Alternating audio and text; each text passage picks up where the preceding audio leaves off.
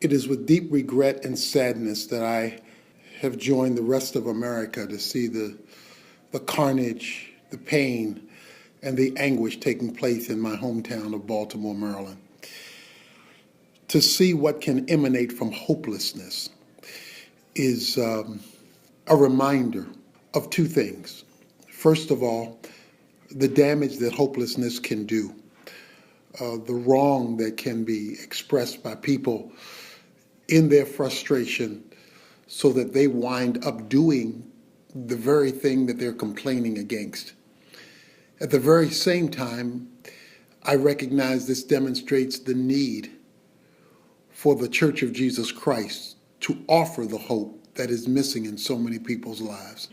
It was especially disheartening to see that so much of the carnage took place at McDonough because I went to Douglas High School. I graduated from Douglas High School. I played football, baseball, and swam for Douglas High School. So to see something happen in a community I am so connected to broke my heart. I used to be one of those students who needed to see something bigger, and God brought people into my life who gave me a bigger vision than the circumstances that surrounded me.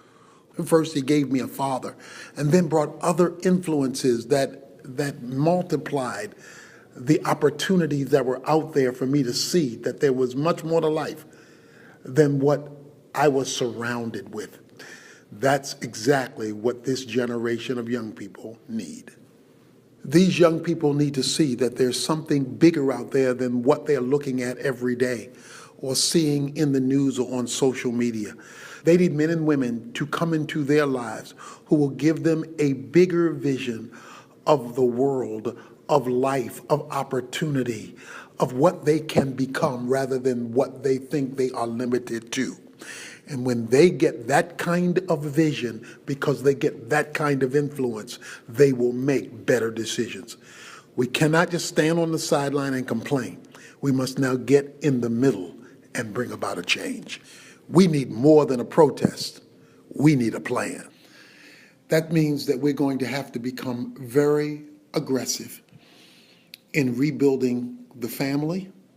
We're going to have to become very aggressive in addressing justice issues that have to do with fairness and doing that which is equitable and honoring to God. It also means we're going to have to restore morality to the culture so that people have a standard of right and wrong. It means that the church now must become the centerpiece of mobilizing across racial and cultural lines to do what Jesus said we must do when he said he came with good news to the poor, the captive, and the disenfranchised, to offer a jubilee. That's why at the Urban Alternative, we're offering a 3-point plan.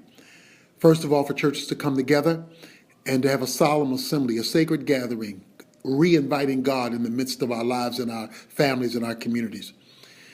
And then to do good works, primarily through the adoption of schools. We see through these young people that they need direction. And since so many don't have nuclear families with mothers and fathers, we have to provide surrogate families so that these young people get the direction that they need for wise decision making. And then through that unity of solemn assembly and good works, to speak with one voice about the changes that need to occur. First of all, personal changes, personal responsibility, but also systemic changes that provides fairness of opportunity for people who are willing to be responsible. My prayer is that this chaos will create a renewed vigor and value and call to the people of God to glorify God through bringing Jesus Christ back to the center of our culture.